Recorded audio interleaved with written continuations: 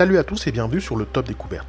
Les êtres humains aiment les mystères et les archéologues aiment les découvertes archéologiques mystérieuses plus que quiconque. Chaque fois qu'ils sont confrontés à des découvertes inexplicables, ils utilisent toutes leurs compétences et leur savoir pour essayer de les expliquer.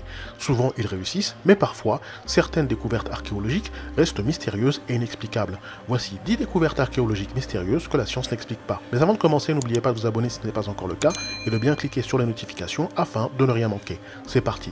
Numéro 10, des empreintes de pas géantes. On trouve des histoires et des contes sur des géants habitant la Terre dans presque toutes les civilisations. Des Indo-Européens aux Grecs, les histoires de géants ont été transmises de génération en génération, et elles existent encore de nos jours. Il n'y a jamais eu de preuves concrètes pour prouver l'existence de géants, à moins que vous ne croyiez aux empreintes de pas géantes qui ont été trouvées à travers le monde. De mystiques empreintes de pas géantes ont été effectivement découvertes, et auraient des millions, voire des milliards d'années. Pour les habitants où ces empreintes peuvent être trouvées, elles sont connues sous le nom empreintes de Dieu. Ainsi, en août 2016, une empreinte géante de forme humaine a été découverte par un groupe de photographes dans le village de Pingyang, à Guizhou, dans la province du sud-ouest de la Chine. Le mois suivant, de nombreux sites web ont publié des histoires similaires qui ont contribué à la crédibilité du récit de l'empreinte géante.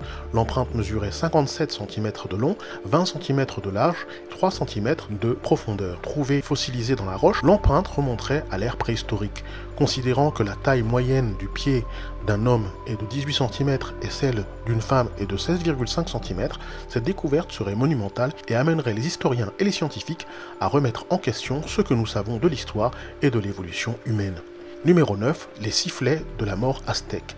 2 sifflets en forme de crâne ont été trouvés il y a 20 ans dans le temple d'Éhécatl, le dieu du vent. Les sifflets se trouvaient dans les mains d'un squelette d'homme sacrifié. Lorsque les sifflets ont finalement été soufflés, les sons créés ont été décrits comme terrifiants.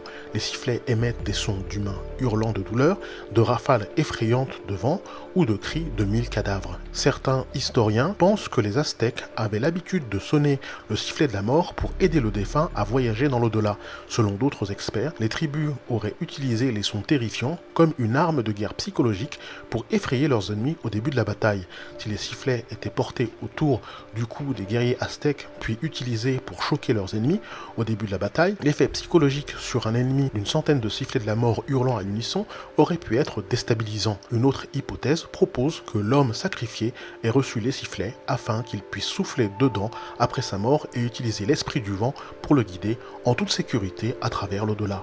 Numéro 8, le mystérieux monstre de Tully. De temps en temps, les scientifiques découvrent des fossiles si bizarres qu'ils défient toute classification. Leur constitution corporelle ne ressemble à aucun autre animal ou végétal vivant. Tullimustrom, également connu sous le nom de monstre de Tully, un fossile vieux de 300 millions d'années, découvert dans les gisements de fossiles de Mason Creek dans l'Illinois aux États-Unis, est l'une de ces créatures. À première vue, le monstre de Tilly ressemble superficiellement à une limace, mais là où on s'attendrait à ce que sa bouche soit, la créature a un long appendice se terminant par ce qui ressemble à une paire de griffes saisissantes.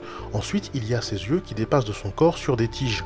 Le monstre de Tully est si étrange que les scientifiques ne se sont jamais mis d'accord sur s'il s'agit d'un vertébré ou d'un invertébré. En 2016, un groupe de scientifiques a affirmé avoir résolu le mystère du monstre de Tully en fournissant la preuve la plus solide à ce jour qu'il s'agissait d'un vertébré. Mais une autre étude remet cette conclusion en question, ce qui signifie que ce monstre est plus mystérieux que jamais. Numéro 7, une momie humanoïde à 3 doigts. Un mystérieux corps momifié a été découvert à Nazca au Pérou. Alors que les momies peuvent attirer l'attention, cette découverte particulière peut modifier l'histoire des origines humaines. Le corps momifié, accroupi d'une figure humanoïde avec un crâne allongé et 3 doigts sur chaque main, est certainement fascinant. Mais est-ce réel? Et si c'est le cas, que pourrait-il nous dire sur l'histoire de l'humanité? Le corps mesurait 168 cm de haut et a des proportions très similaires à celles des humains. Cependant, les caractéristiques qui distinguent l'individu sont les 3 doigts longs à chaque main et le crâne allongé ainsi que l'absence de nez et d'oreilles. Le docteur Korotkov, professeur à l'université de Saint-Pétersbourg, affirme que ces déformités ne sont pas des déformités, mais l'individu serait une créature humanoïde. La momie est recouverte d'une poudre blanche qui servait apparemment à sécher la peau et à conserver les restes. Il donne à la peau un aspect grisâtre, les organes internes seraient intacts, la datation au carbone de l'échantillon du corps montre des dates comprises entre 245 et 410 de notre ère, le séquençage de l'ADN est actuellement en cours. Numéro 6, des dizaines de grands anneaux mystérieux. Courant 2016, des dizaines de géoglyphes circulaires ont été cartographiés par des archéologues au Pérou, près de l'ancienne ville et site archéologique de Quilcapampa. Les glyphes ont été datés entre 1050 et 1400 de notre ère et sont censés refléter les mouvements des routes commerciales par des peuples anciens. Les archéologues ont identifié et cartographié des dizaines de géoglyphes à l'aide de drones aériens et d'imagerie satellite, en plus d'études au sol. De nombreux cercles sont visibles depuis le sol, mais les plus grands sont mieux vus du ciel, comme c'est le cas des célèbres lignes de Nazca au Pérou. La taille et les formes des géoglyphes varient, certaines étant de simples cercles et d'autres sont plus complexes. L'un des modèles comporte au moins 6 anneaux disposés de manière irrégulière et contient des cercles plus petits à l'intérieur, créant un effet tourbillonnant. Ceux avec un anneau ont tendance à mesurer entre 2 et 4 mètres de diamètre et les modèles les plus grands avec plusieurs anneaux peuvent s'étendre sur 800 mètres carrés. Les archéologues supposent que les travaux de ce terrassement avaient une signification symbolique et pourraient avoir décrit le flux de commerce de personnes et de marchandises à l'époque. Numéro 5, un prédateur mystérieux momifié. Certaines personnes ne le savent peut-être pas, mais les animaux ont été momifiés à travers l'histoire à divers endroits, y compris en Turquie au Moyen-Âge. Nigd en Turquie est un site où des chercheurs ont récemment découvert des restes momifiés d'un mystérieux carnivore qui a jusqu'à présent défié toute classification. Nous examinons des images du squelette et il semble qu'il s'agisse d'un carnivore, mais nous avons besoin de plus de temps pour effectuer d'autres tests. Après les tests, nous pourrons dire à quelle espèce il appartient et de quelle période il s'agit, a déclaré au Daily Mail Aydin Topçu, professeur d'histoire naturelle à l'université de Nigd. Le Daily Mail a écrit dans son article qu'il avait envoyé des photos de la découverte à la Zoological Society of London, au Horniman Museum, au Natural History Museum et au British Museum, dont le dernier a refusé de commenter les photos. L'agent de presse a déclaré que la créature pourrait être un canular, mais elle ressemble à un chat. Certains experts leur ont dit qu'il pourrait s'agir d'un animal préhistorique. Numéro 4. Un pont vieux d'1 million d'années.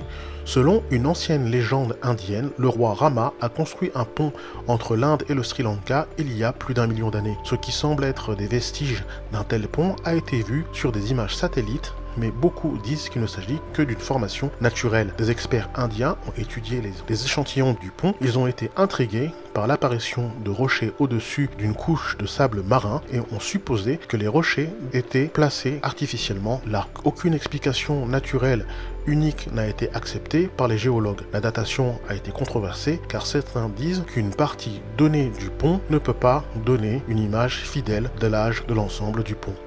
Numéro 3, une mystérieuse sculpture de visage. Un grand visage mystérieux, apparemment sculpté sur la falaise d'une île de la réserve du parc national de Pacific Rim, a récemment été redécouvert par un homme qui le cherchait depuis plus de 2 ans. Hank Kus, de la Première Nation Tchétchane, un groupe autochtone de la région, a entendu parler pour la première fois du visage dans les rochers sur l'île Rix, qui fait partie de l'île Broken Group, il y a 2 ans, lorsque quelqu'un lui a dit qu'un touriste en kayak avait repéré le visage en 2008. Gus est alors parti à la recherche de la figure, mais il n'a pu trouver le visage qu'il y a quelques semaines à peine. Gus et quelques gardiens étaient très heureux de partager leur découverte avec la presse et les archéologues. Ces derniers tentent désormais de déterminer si le visage est artificiel ou naturel.